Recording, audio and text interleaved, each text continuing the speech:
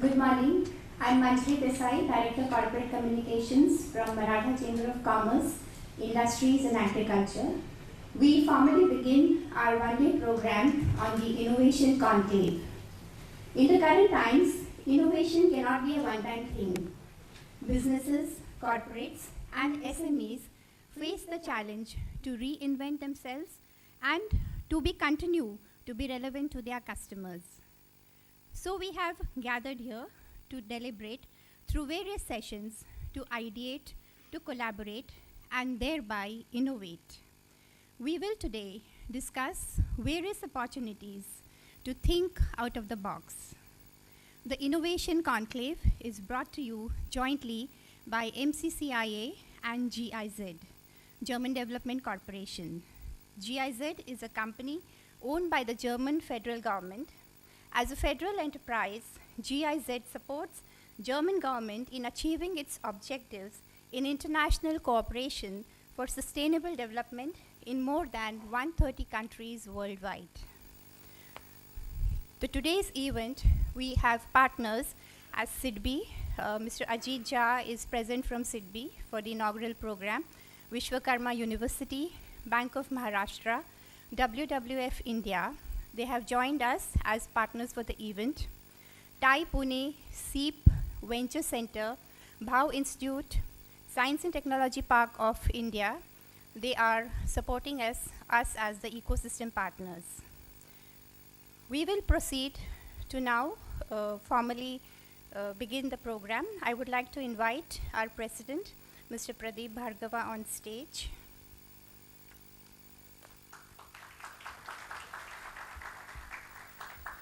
Mr. Pradeep Bhargava has a diverse career, having worked with regional and national global organizations such as CII, Maharashtra State, and Western Region Council, ISRO, BHEL, UNDP, and World Bank. Skill development, eradication of employability issues, and women empowerment are few of the social subjects of importance that he holds close to his heart. I welcome Mr. Pradeep Bhargava, and I would like to invite the other members on the dais, Mr. Noor Naqshbandi, Program Director, Private Sector Development, GIZ India.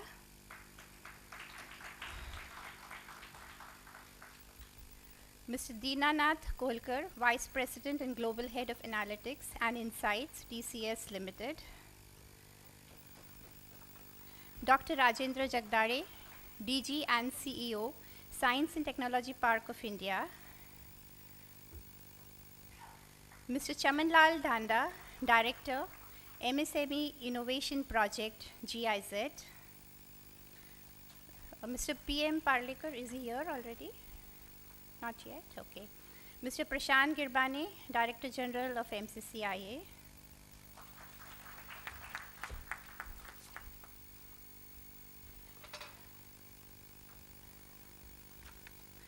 I would request our President, Mr. Pradeep Bhargava, to kindly felicitate all the guests on the dais. Mr. Noor Naqshbandi, Program Director, Private Sector Development Bank, GIZ.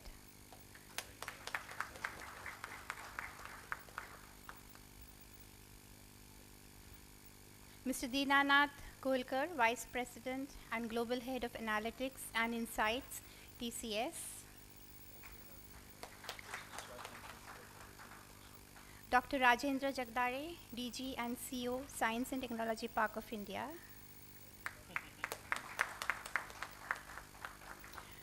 Mr. Chamanlal Dhanda, Director, MSME Innovation Project, GIZ.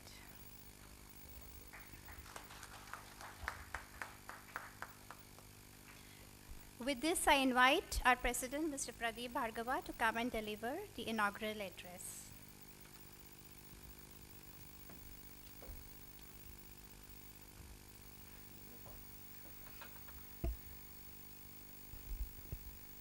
Mr. Noor, Rajendra, Mr. Dhanda, Dinanath, Prashant, ladies and gentlemen.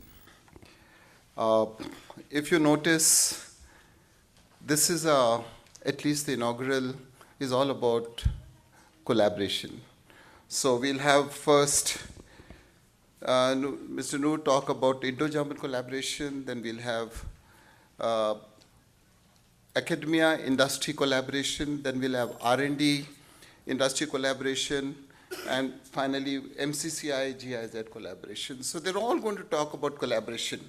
I'm the only one who's like a bhadji sitting here having these collaborations do it. I don't have a role to collaborate, but I'm talking about this collaboration between all of us and all these institutions, because this is all about collaborating to innovate.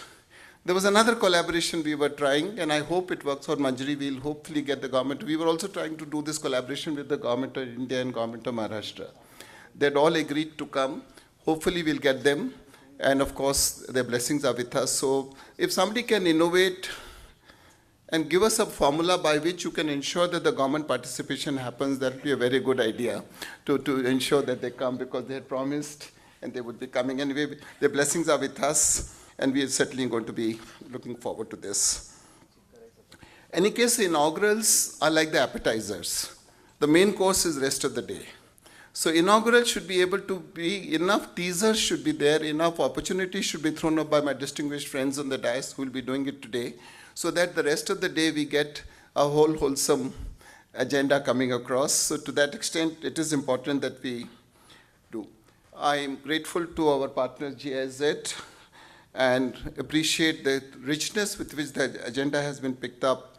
All the ecosystem partners are there, and we are really going to arrive at the end of it, and Mr. Noor talked about it. At the end of it is not one more proceedings of the seminars, but our ability to measure how we are able to proceed on this ecosystem with certain specific things happening on the innovation side, and that will be our challenge, our attempt on this. Now let me make it a little on the lighter side. So my colleagues Prashant and Manjari came to me and they said, sir, this is all about innovation. You are a little obsolete. I don't know what you will be able to talk about innovation, but since you are the president, you have to say something. So they gave me some talking points. I said, Baba, I am certainly not the one who can talk a lot about innovation, but I can raise those dumb questions, because a lot of people like me need to understand what innovation is all about, and at least we'll put those proposers, and that's my brief today, to be able to think. And on a serious note, there are a lot of misgivings about this whole concept of innovation. There are a lot of minds set, and it's just not a resistance to change, it's the ability to understand what this innovation is all about, and how does collaboration help. So I'm going to package my ignorance, package my dumbness into certain questions. I'll call them the 10 commandments, the 10 mysteries, the 10 myths, the 10 misconceptions. And I want all you wise men, at the end of the day, you should burst those myths, because those are the myths that exist in the minds of a lot of people. Look at my upbringing. I grew up in an environment, I started with the ultimate temple of innovation, or we didn't use the word innovation, the ultimate temple of learning and research. I joined Atomic Energy Commission, a space research organization, which was the ultimate in research and development, coming out with new things. I moved on to another temple called BHEL, where we were doing amazing amount of work in terms of generating options and generating how do you use Indian-based coal to generate electricity and still be efficient. Moved on to some more private sector organizations. So what was the phases we went through? We came in the country from self-dependence, national security, to import substitution type of innovations. The opening of Indian economy happened, liberalization, globalization happened, ease of doing business emerged, and today we talk of startup and innovate India. So there's been a big journey where people have moved very completely in the journey of discovery from what used to be the temples, and Rajendra, you will remember ICAR, DRDOs, CSIRs, those were the places where were supposed to generate ideas and discoveries. And then, it has moved on to today. Rajendra runs a science and technology park. I work with Persistent, where we're doing it, where people are innovating and not in those conventional areas. So things have changed very significantly. And I remember we used to talk about how good you are. Inventions used to be measured by patents. Today, innovation is measured by how many apps do you have.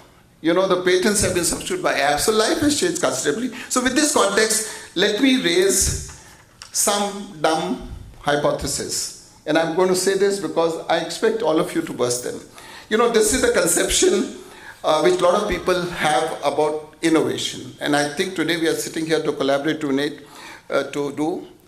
So 10 of them, very quickly I'll cover these 10 commandments. The first hypothesis says you're dumb, your history, you're dead. If you believe in evolution, you have to believe in revolution, you have to evolve. You can't evolve, you have to innovate. So this whole concept that I will progressively improve dy by dx and d2 by dx square, some of you understand speed and acceleration, is no more you have to go for step function.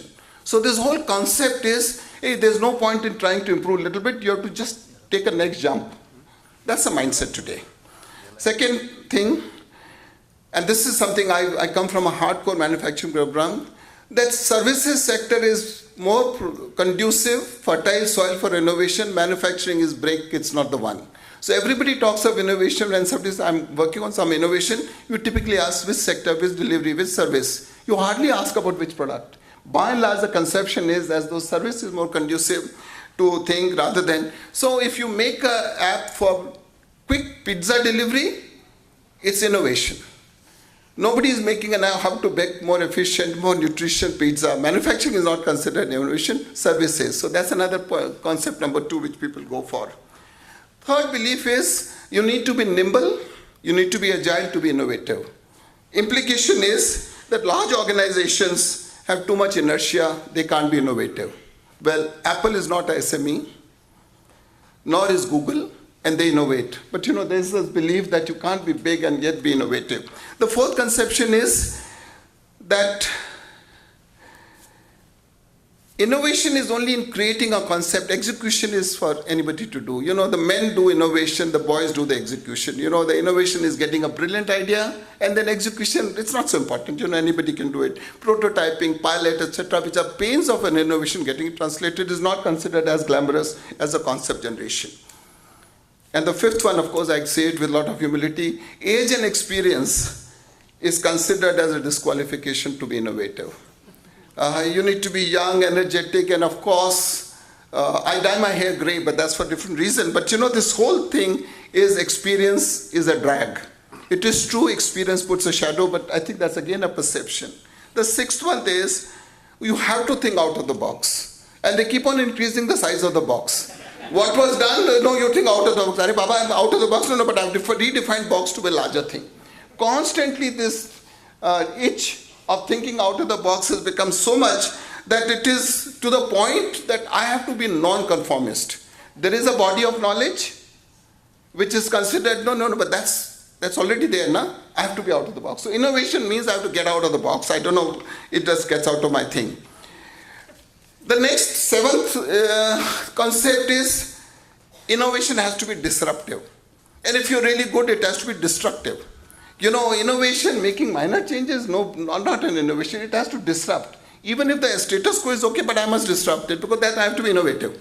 So this whole idea, the goal is, if I say I want to do it differently, no.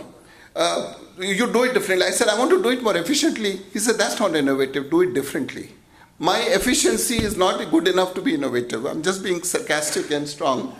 The eighth is, and this is something a lot of friends of mine from finance are here.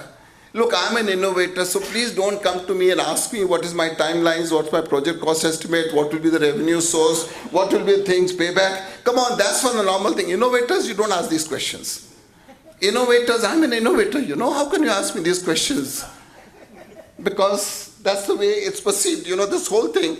I don't know when, I don't know how, I don't know for whom, but I'm an innovator. Come to me when I'm doing it, but meanwhile give me the money.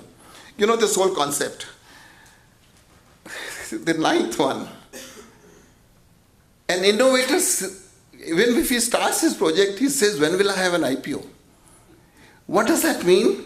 I will have an innovation, I'll have an idea, but I have to get out. Arey Baba, normally you start something and you say, I'll carry on with this business. No, innovators don't do that. Innovators say, I get in, create, concept, get out, make my money, IPO, and get on to the next one. So the whole timelines of these innovators is very interesting. They constantly are thinking of an IPO, they're looking at the next step. I'm exaggerating the point. And the last one, the government of Maharashtra gentleman has come, Manjari? No? So I can quietly say this. Our own belief is Sarkar's government can't be innovative because they are bound by rules, procedures, GR, all those issues, etc. So innovation is not the thing. And frankly, we've all experienced, certainly in democracies, and you'll see much more of innovation before May 2019, governments are very innovative. But we somehow presume that governments can't be innovative. So, these are, in my opinion, the 10 commandments which I want you people to demolish, burst, but that's an ignorant man's perception of innovation, and I exaggerate the point. To conclude, there are two drivers of innovation. One is technology and second is aspiration. Technology is driving innovations, aspirations, social aspirations, people aspiration. And both of them are having a pace which no one can control, and both of them have mobility. Aspirations have mobility. Today with communication, you know exactly what's happening on some beach in California, so you don't have to go there to have those aspirations. Similarly, technology is moving. So if technology and social aspiration, people aspiration are driving innovation, we need to acknowledge that unless we collaborate not only between industry and academia, we have to collaborate with social scientists, we have to collaborate with society to be able to make innovation successful, because ultimately things, and Prashant and I have been working on another platform on social innovation. That's an area where very few people would like to talk, but that's an area where innovation can make a difference. Rajendra's organization is doing a lot of work, and I think that's where I just want to conclude by saying, corporates, SMEs, all of us have a responsibility in this value chain, and we need to do it. So just to close, we need to be all engaging. Chamber, speaking on behalf of Chamber, we are providing a platform, a forum, and we'll do our bit, and each one of us need to engage into this entire journey of innovation. And thank you so much for giving me the opportunity. Thank you, Mr. Pradeep Bhargava.